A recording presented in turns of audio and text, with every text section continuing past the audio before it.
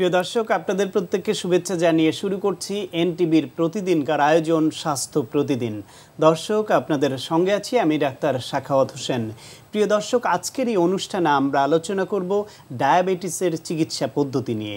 এ বিষয়ে কথা বলবার জন্য আমাদের সঙ্গে স্টুডিওতে উপস্থিত আছেন স্কয়ার হসপিটালের ইন্টারনাল মেডিসিন অ্যান্ড ডায়াবেটিসের কনসালটেন্ট ডক্টর জাহাঙ্গীর আলম। চলুন এ বিষয়ে কথা বলে বিস্তারিত প্রয়োজনীয় পরামর্শগুলো জেনে নেই স্যারের কাছ থেকে। স্যার, আপনাকে আমন্ত্রণ। ধন্যবাদ ডক্টর সাখাওয়াত। ডায়াবেটিস এখন অত্যন্ত কমন একটা বিষয়, সব মানুষই এর নাম এবং এ বিষয়ক সাধারণ তথ্য জানেন। তারপরেও এর চিকিৎসা পদ্ধতিতে নতুন নতুন সংযোজন হচ্ছে, নতুন নতুন পদ্ধতি বের হচ্ছে। সেই বিষয়ে মূলত আমরা শুনবো। তার আগে যদি একটু বলে নেন যে একজন মানুষকে কখন আপনারা ডায়াবেটিক বলছেন? ডায়াবেটিস ডায়াগনোসিসের জন্য আমরা এখন প্রচলিত 3টা টেস্ট আছে। একটা হচ্ছে ফাস্টিং ব্লাড সুগার 7.1 এর উপরে যদি থাকে, 10 আওয়ার্স খালি পেটে 8 to 10 আওয়ার্স ফাস্টিং থাকতে হবে অ্যান্ড ওভারনাইট। দ্বিতীয় হচ্ছে খাওয়ার 2 ঘন্টা পরে যদি সুগার 11 উপরে থাকে, 11-এর উপরে থাকে। আর নতুন যেটা সংযোজন হয়েছে, এটা নতুন না ঠিক, অনেক আগে থেকেই, HbA1c অর্থাৎ 3 মাসের গড় যদি 6.5-এর উপরে থাকে তাহলে আমরা পেশেন্টটাকে ডায়াবেটিস বলতে পারি। কিছু কিছু ক্ষেত্রে ইকুইভ্যালেন্ট আছে, যেমন এই রিপোর্টগুলো যখন কনফিউশন হয় তখন আমরা ওই 75 গ্রাম গ্লুকোজ খাইয়ে টেস্ট করে দেখি 2 ঘন্টা পরে সুগারটা কত আছে। এটা জিটিটি বলে হয় আর কি। এই পরীক্ষা নিরীক্ষা করে আপনারা জানলেন যে তিনি ডায়াবেটিক আছেন। এই ডায়াবেটিস কন্ট্রোলে যদি রাখা যায় তাহলে আমরা জানি যে এটা বড় কোনো সমস্যা নয়। তিনি সাধারণ নন ডায়াবেটিকের মতোই সাধারণ জীবনযাপন করবেন। কিন্তু এটা আনকন্ট্রোলড হয়ে গেলে তখন তার এই ডায়াবেটিস নিজে ক্ষতির কারণ, তার আশেপাশে আরও অনেক রোগকে সে ইনভাইট করে। সেজন্য অত্যন্ত নিয়ন্ত্রিতভাবে ডায়াবেটিসকে রাখতে চান আপনারা। এটা নিয়ন্ত্রণের জন্য পদ্ধতি কি আছে, কি করেন? হ্যাঁ, প্রথমে জেনে নেওয়া দরকার যে ডায়াবেটিস হচ্ছে সারা জীবনের রোগ। এটা নিয়ন্ত্রণযোগ্য কিন্তু এটা নিরাময়যোগ্য নয়। এই কনসেপ্টটা প্রথমে জানতে হবে যে ডায়াবেটিস কিন্তু আমার শরীর থেকে যাবে না। সুতরাং এটাকে যদি আমি নিয়ন্ত্রণে রাখি আর যদি অনিয়ন্ত্রিত থাকে, ডিফারেন্সটা হচ্ছে অনিয়ন্ত্রিত থাকলে আপনার মাথা থেকে পা পর্যন্ত এমন কোনো অর্গান নেই সে ড্যামেজ করছে না। আমরা ধরে নিই ব্রেনের কথাই, আপনার যদি ডায়াবেটিস অনিয়ন্ত্রিত থাকে তাহলে ব্রেনে স্ট্রোক হওয়ার সম্ভাবনা বেশি, ব্রেনের রক্তের নালীগুলো চিকন হয়ে যাবে এবং অনেক কমপ্লিকেশন থাকবে। হার্ট অ্যাটাক কথা বলছি, চোখের অন্ধত্ব হতে পারে, তারপরে কিডনি বিকল হতে পারে এবং পায়ের রক্তের নালীগুলো যখন চিকন হয়ে যায় পায়ে পচন ধরবে। সুতরাং দেখা গেছে যে আমরা যদি ডায়াবেটিসকে নিয়ন্ত্রণে রাখি, এই যে কমপ্লিকেশনসগুলো সাধারণত হয় না অথবা হলেও ডিলেইড হয় এবং আমরা সুন্দরভাবে লাইফ নিয়ন্ত্রণ করতে পারি। এই সমস্যাগুলি হলেও ডায়াবেটিস নিয়ন্ত্রণে থাকলে সেটা সহজে সহজে সমাধানযোগ্য। নিয়ন্ত্রণে রাখার জন্য কি করেন আপনারা? নিয়ন্ত্রণ রাখার জন্য ডায়াবেটিসের চিকিৎসা পদ্ধতিতে 3টা জিনিসের একসাথে সমন্বয় করতে হয়। একটা হচ্ছে খাদ্য নিয়ন্ত্রণ। আমরা জানি ডায়াবেটিসটা হচ্ছে মূলত সে শর্করা জাতীয় খাদ্যের বিপাকজনিত সমস্যা, মেটাবলিক ডিজিজ। এর সাথে কিন্তু চর্বি এবং প্রোটিনও সমস্যা থেকে যায়। তো মূল সমস্যাটা হচ্ছে কার্বোহাইড্রেট ব্যাপার। সুতরাং সেখানে খাদ্য নিয়ন্ত্রণের ব্যাপারটা আছে। আপনার বডি ওয়েট অনুযায়ী আমরা একটা খাদ্যের তালিকা অথবা একটা প্ল্যান দিয়ে দিই যে এত কিলো ক্যালোরি আপনার খাওয়া উচিত। আপনি যদি অবেইজ হন আপনার এত কিলো ক্যালোরি খাওয়া উচিত এবং স্প্রেডগুলো কিভাবে করে দেব এটা আমরা বলে দিই। তবে একটা জিনিস মনে রাখতে হবে, ডায়াবেটিস হওয়া মানে আপনি উপোস থাকবেন না। আপনার খাওয়াটা হয়ে যাবে শুধু একটা মাপের খাওয়া এবং নিয়ন্ত্রণের মধ্যে খাওয়া এবং একটা সময় মতো খাওয়া, কিন্তু অভুক্ত থাকা নয়। ডিসিপ্লিনের মধ্যে খাওয়া। এর মধ্যে খাওয়াটা হচ্ছে যে মিষ্টি জাতীয় যত খাবারগুলো আছে এগুলো আমি সাধারণত বলে থাকি যে এটা আপনার টেস্ট বার থেকে মুছে ফেলুন, চেষ্টা করবেন। হয়তো অনেক ক্ষেত্রে সম্ভব হয় না, তো যে সমস্ত খাবারগুলো মিষ্টি এগুলোকে একবারে পরিহার করার চেষ্টা করেন। দ্বিতীয়ত হচ্ছে যে আমরা যে কার্বোহাইড্রেটগুলো খাই এমনগুলো কার্বোহাইড্রেট আপনারা চয়েস করবেন যে কার্বোহাইড্রেটগুলো পেটে যাওয়ার পরে হজম হয়ে রক্তে যেতে সময় লাগে। এই জন্য আমরা বলছি যেমন আঁশযুক্ত চাল, আপনি যে রুটিটা খাচ্ছেন এই রুটিটা যদি একটু আঁশযুক্ত আটা হয়, যেমন ফ্রেশ গমের লাল গমগুলো নিজে চুরিয়ে অথবা ওইগুলো এখন বাজারেও পাওয়া যাচ্ছে, ওইগুলো যদি আপনি খেতে পারেন তাহলে এগুলো পেটে হজম হয়ে রক্তে যেতে একটু সময় লাগে। সুতরাং কমপ্লেক্স কার্বোহাইড্রেটগুলো চুজ করা। আর এদিকে ভেজিটেবলস অ্যান্ড মিনারেলস যেগুলো আছে এই সমস্ত খাবারতে আমাদের কোনো আপত্তি নেই, কিন্তু চর্বি জাতীয় খাবারগুলো যথাসম্ভব আপনি কমিয়ে খেতে হবে। এটাও ডিপেন্ড করে আপনার রক্তের কোলেস্ট্রল এবং অন্যান্য কমপ্লিকেশনসগুলোর উপরে। এটা গেল খাদ্যের বিষয়, হ্যাঁ, বেসিক প্রিন্সিপালটা এটা। হ্যাঁ, দ্বিতীয় হচ্ছে আপনার এক্সারসাইজকে বলা হয় যে ডায়াবেটিস ম্যানেজমেন্টের সল্ট। আমরা সল্ট না দিলে যেরকম টেস্ট হয় না, এক্সারসাইজ না করলে ডায়াবেটিস ম্যানেজমেন্ট কখনো হয়। এটাকে অনেকটা মহৌষধে বলতে পারেন। একটা ডায়াবেটিসের পেশেন্ট আমৃত্যু যদি তার এক্সারসাইজ করার ক্যাপাসিটি থাকে, কতগুলো ক্ষেত্রে হয়তো লিমিটেশন থাকে, পক্ষাঘাত যদি থাকে, তার যদি অ্যাডভান্স হার্ট ডিজিজ থাকে, অন্ধত্ব থাকে, তো সেইখানে হ্যাঁ, তো সেইখানে এগুলো ছাড়া বাকি লোকগুলোকে আমি বলি যে হ্যাঁ, সারা জীবনে আপনাকে এক্সারসাইজের মধ্যে থাকতে হবে, and this is the salt. তো এক্সারসাইজগুলো ডায়াবেটিসের জন্য বিশেষ করে হচ্ছে দ্রুত হাঁটাটা হতে হবে আপনার অ্যাটলিস্ট 30 মিনিটস পার ডে, সপ্তাহে কমপক্ষে 5 দিন, এবং চেষ্টা অন্তত আধা ঘন্টা সপ্তাহে 5 দিন। এবং হাঁটার রেটটা কেমন হবে? হাঁটার রেটটা হতে হবে যে আপনার রেটটা হতে হবে এভরি 10 মিনিটসে 1 কিলোমিটার, এরকম হাঁটলে এটা হতে একটু কষ্ট হবে অ্যাচিভ করতে, কিন্তু হাঁটতে হাঁটতে হাঁটতে দেখবেন যাবে। আর ডোন্ট স্টপ। এই যে আমরা হেঁটে যাচ্ছি, 5 মিনিট পরে বন্ধুর সাথে দেখা হচ্ছে, আবার দাঁড়িয়ে যাই, তো এটার ইফেক্টটা সাধারণত থাকে না। হাঁটার বেলায় অনেকে জিজ্ঞেস করেন, জানতে চান যে কখন হাঁটা ভালো, সকালে, দুপুরে, রাতে? আপনার যদি হার্ট ডিজিজ না থাকে, অ্যাডভান্স হার্ট ডিজিজ না থাকে, কমপ্লিকেটেড না থাকে, তাহলে হাঁটার ব্যাপারটা আপনি চুজ করে নিতে পারেন অ্যাকর্ডিং টু ইউর লাইফ। হ্যাঁ, মর্নিংও হাঁটতে পারেন, বিকেলও হাঁটতে পারেন। তবে অনেকের মধ্যে একটা কনফিউশন থাকে যে সকালবেলা হাঁটলে তো স্ট্রোক হবে অথবা হার্ট অ্যাটাক হবে। No, not like that. কিন্তু আপনি তো ডক্টরের কাছে আপনার অ্যাসেসমেন্ট করিয়েই নেবেন, সুতরাং ওনার কাছ থেকেও একটু জেনে নেওয়া ভালো যে হুইচ ওয়ান ইজ বেটার আপনার জন্য, মর্নিংটা আর ইভিনিংটা। তো যাদের কোনো কমপ্লিকেশনস নাই তাদের জন্য হাঁটা এনি টাইম, সে তার জীবনধারার সাথে মিলিয়ে সময় বের করতে হবে। তবে মর্নিং অর ইভিনিং, দুইটার একটা। আমরা দুইটা জানলাম, খাবার দাবার এবং তাছাড়া এক্সারসাইজের আরও কিছু আছে, যেমন অনেকে হয়তো বাইরে বেরোতে পারেন না অথবা তার সুযোগ নেই, সুতরাং এই ক্ষেত্রে একটা ট্রেডমিল মেশিন কিনে নিতে পারেন। সেই মেশিনটাতে 6 or 7 স্পিড যেটা আছে, ওইটাতে আপনি 30 মিনিটস এক্সারসাইজ করলেন at least 5 days in a week। তাছাড়া অনেকের হচ্ছে যে জিমে ভর্তি থাকেন, তো ওনারা ওইখানে সুইমিং করতে পারেন, সাইক্লিং করতে পারেন। এই 4টা এক্সারসাইজের সাধারণত ডায়াবেটিসের জন্য অত্যন্ত ভালো। আর যেগুলো weight lifting and other things আছে, এগুলো হচ্ছে ফিটনেস এক্সারসাইজ, এগুলো ডায়াবেটিসের এতটা উপকার করে না। আমরা খাদ্যাভ্যাস সম্পর্কে জানলাম, এক্সারসাইজ বা ডিসিপ্লিন সম্পর্কে কিছুটা জানলাম। আপনি 3টা ম্যানেজমেন্টের কথা বলছেন, এরপর ড্রাগের ব্যাপারে আসছে। আপনারা জানবেন যে ডায়াবেটিসের প্রথম দিকে অনেকে হয়তো দেখা যাচ্ছে এই খাদ্যাভ্যাস এবং এক্সারসাইজ দিয়ে ডায়াবেটিসটাকে কন্ট্রোল করে যায়। এরপরে চলে আসে একটা সময় যে আমাদের কতগুলো টার্গেট থাকে যে হ্যাঁ, আমি আমার ডায়াবেটিসটাকে, যেমন বয়স অনুযায়ী আমরা বলে থাকি, কারোর 6.5 ফাস্টিং, কারোর হয়তো 7 অ্যাকর্ডিং টু দ্য এজ। ড্রাগসের ভিতরে অনেক রকমের ড্রাগ প্রচলিত বাজারে আছে, তবে যে সমস্ত ড্রাগগুলো আমরা বেশি ব্যবহার করে, সালফোনিল, এগুলো এখন উঠে যাচ্ছে, কেননা এগুলোর অনেক সাইড ইফেক্টস দেখা যাচ্ছে। নতুন নতুন ড্রাগের মধ্যে দেখা যাচ্ছে মেটফরমিন, অনেক পুরনো ড্রাগ, অ্যান্ড প্রোমেজিং। তাছাড়া ইনক্রিটিন যেগুলো আছে, জিএলপি অ্যানালগ, 4-DPP ইনহিবিটরস, এগুলো এখন প্রমিজিং ড্রাগ।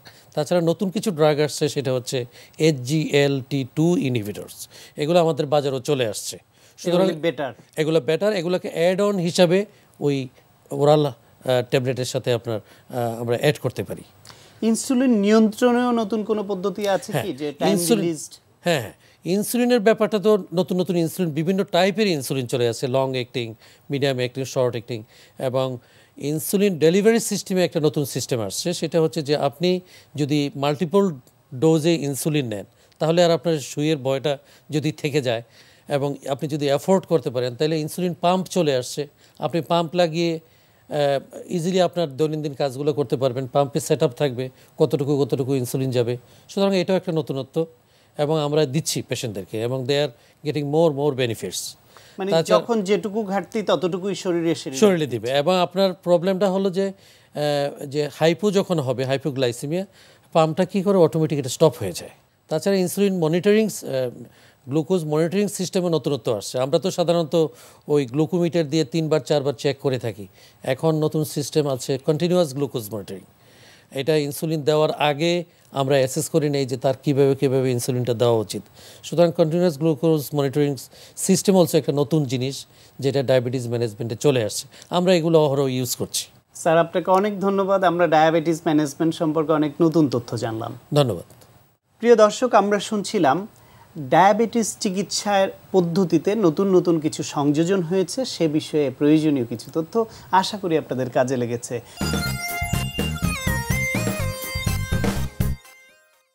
দর্শক, এখন আপনাদের জন্য রয়েছে নিয়মিত আয়োজন সুস্থ দেহ সুস্থ মন। লোয়ার ব্যাকের পেনটাকে রিলিফ করার জন্য আমরা আজকে দেখাবো আপনার 6 মুভমেন্টস। তবে খেয়াল রাখবেন যে আগের সিকোয়েন্স অনুযায়ী কিন্তু আপনাকে করতে হবে। বারবারই বলছি, যদি সিকোয়েন্স প্রপারলি না হয় একটা মুভমেন্টের মাধ্যমে আপনার কোনো কিছুই হবে না। কারণ ইটস এ টোটাল সিস্টেম, যে একটার পর একটা কেন হচ্ছে, মানে যেটা আমরা বলি how to communicate with your body. ওই কমিউনিকেশন যদি প্রপার হয় সিকোয়েন্স অনুযায়ী, তাহলে আপনার পেনটা রিলিফ হবে। আর তা না হলে just it will become an এক্সারসাইজে বেনিফিট পাবেন, অন্য বেনিফিট পাবেন, কিন্তু লোয়ার ব্যাকের যে পেনটা রিলিফ করার জন্য কোনো বেনিফিট আপনি পাবেন না। তো এখন দেখুন যে 6 নম্বর এক্সারসাইজটা আমরা কীভাবে করছি। এই 6 নম্বর এক্সারসাইজটা এর আগে সিকোয়েন্সে ছিল, কিন্তু এখানে পার্থক্য হচ্ছে এখানে মুভমেন্টও থাকবে, এর সাথে একটা স্ট্যাটিক মুভমেন্ট থাকবে। মানে আমরা এক বলেছিলাম যে প্রত্যেকটা হবে রিপিটেশন অনুযায়ী, যে মানে কন্টিনিউয়াস মোশন। এখানে থাকবে কন্টিনিউয়াস মোশন করতে করতে একটা জায়গায় গিয়ে আপনার স্ট্যাটিক থাকতে হবে। আসলে স্ট্যাটিকটা থাকার রিজন হচ্ছে all the tension will go out from the spine. এই স্পাইনটা থেকে সব টেনশন রিলিফ করার জন্য এই মুভমেন্টটা করতে হবে 6 নম্বরে এসে। এবং তারগুলো অনেকগুলো আছে, অনেকগুলো মানে কারণও আছে কেন 6 নম্বরে গিয়ে আমরা করছি। কারণ 5টা এক্সারসাইজ করতে করতে কিছুটা টেনশন আপনার এখানে অ্যাকুমুলেট করে, ওই টেনশন অ্যাকুমুলেটটাকে রিলিজ করার জন্য এই মুভমেন্টটা করলে ওই জায়গাটা একটু রিলিফ হয়ে যাবে এবং ইট উইল বিকাম মোর রিল্যাক্স। কারণ 6 নম্বরের পর আরও কিছু কমপ্লিকেটেড এক্সারসাইজগুলো আসবে। ওই এক্সারসাইজগুলোর জন্য যাতে আপনি রেডি থাকেন, এই জন্য এটা করতে হবে অলওয়েজ। মাঝখানে এটা হচ্ছে মাস্ট, এটা করতে হবে। এখন দেখুন আমরা কীভাবে এক্সারসাইজটা করছি। ওকে সাইমন, ওকে এর আগে আমরা যেটা করেছিলাম যে অর্ধকূর্মাসন, মডিফাইড অর্ধকূর্মাসন, সেম মুভমেন্ট। ওকে এখন দেখুন যে কীভাবে করছে সে। ওকে গো। আগে আমরা দেখেছিলাম সেম মুভমেন্ট, এর সঙ্গে এটা রিপিট করার খুব একটা প্রয়োজন করছে না। যে ব্রিদিং প্যাটার্নটা আপনাদের নিশ্চয়ই খেয়াল আছে। Breathe in, breathe out. যখন ব্রিদ আউট করছে একটু টিল্ট হচ্ছে পেলভিসটা। ব্রিদ আউটের সময় অলওয়েজ পেলভিসটাকে আপনি যদি টিল্ট করতে থাকেন তাহলে আপনার স্পাইনের কার্ভেচার হবে। It's all depend on the breathing. Yes, let's go down. Yes, এখন এইখানে যেটা হবে, যখনই সে নিচে চলে যাবে, নাও এইখানে সে রয়ে যাবে এবং this is the only difference. এইখানে গিয়ে সে 30 সেকেন্ড তাকে স্টে করতে হবে। এবং জানেন যে আমরা বলেছি এখানে কিন্তু যখন স্টে করবে মাসেলে কোনো টেনশন রাখা যাবে না, রিল্যাক্স হয়ে থাকবে। যখন রিল্যাক্স হয়ে যাবে all the tension will go out from the spine এবং all the relaxation will follow the whole body. তাহলে স্পাইনের সাথে আপনার লিম্বসগুলোর মুভমেন্ট যখন কমিউনিকেট হবে, you will feel more better. Yes, this is the 6 movements. Okay একটা জিনিস অনেকে হয়তো একটু কোয়েশ্চেন থাকতে পারে যে আমরা লোয়ার ব্যাক যখন করছি, তো ওয়াই আমরা সবসময় পেলভিসের কথা বারবার কেন বলছি? কারণ সবাই তো ফোকাস থাকে শুধু লোয়ার ব্যাক নিয়ে। পেলভিসের রিজনটা হচ্ছে আপনি খেয়াল করবেন, যাদের লোয়ার ব্যাক ইনজুরি থাকে, খুব অ্যাডভান্স যদি থাকে, লোয়ার ব্যাক যদি কোনো সমস্যা থেকে থাকে, এটা কিন্তু অ্যাডভান্স হয়ে এখান থেকে সামনের দিকে চলে যায়।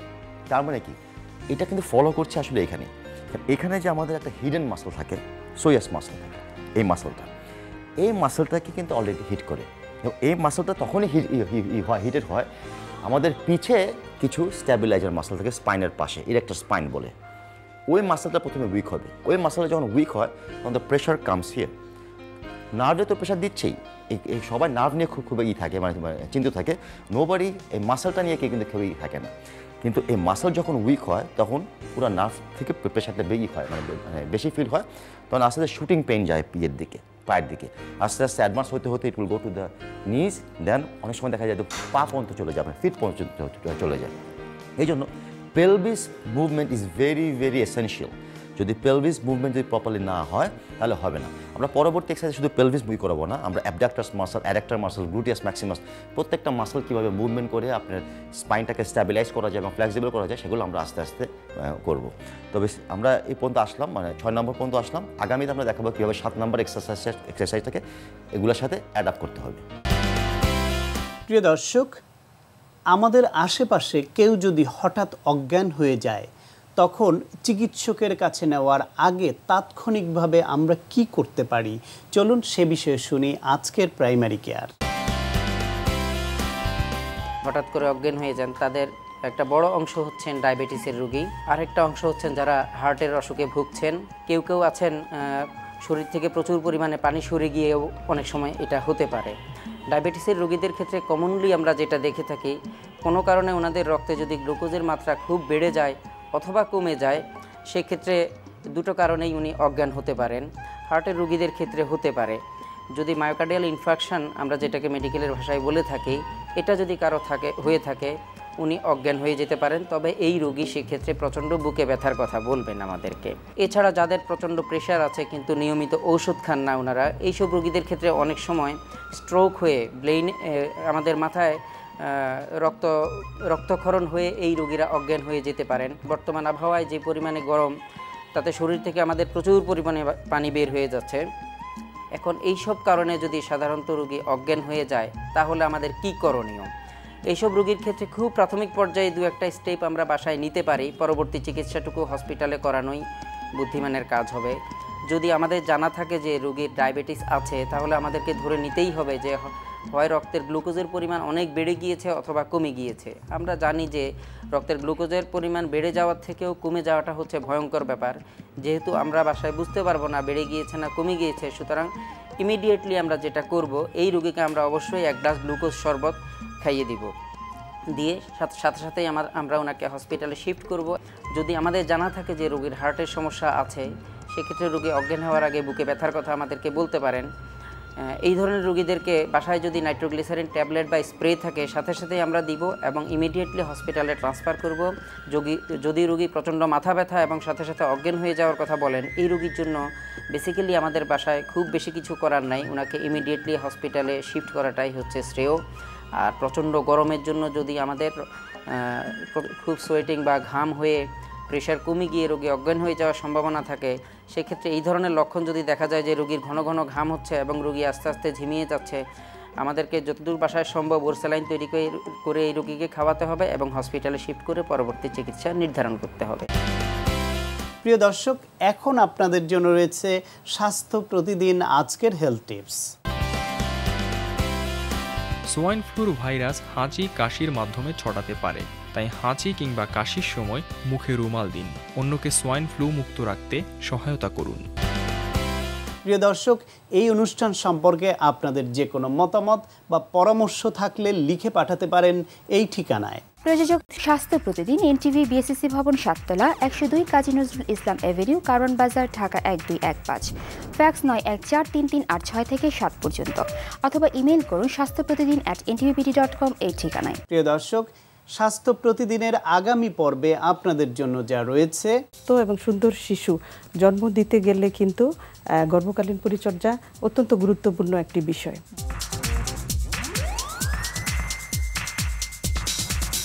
প্রিয় দর্শক, বিশ্বের যে কোনো প্রান্ত থেকে যে কোনো সময় এনটিভিতে সম্প্রচারিত সংবাদ ও অন্যান্য সকল অনুষ্ঠান উপভোগের জন্য ভিজিট করুন আমাদের পূর্ণাঙ্গ ওয়েব পোর্টাল www.ntvbd.com। প্রিয় দর্শক, আজ এ পর্যন্তই। সবাই ভালো থাকুন, সুস্থ থাকুন এবং নিরাপদে থাকুন। দেখা হবে আগামীকাল ঠিক একই সময়।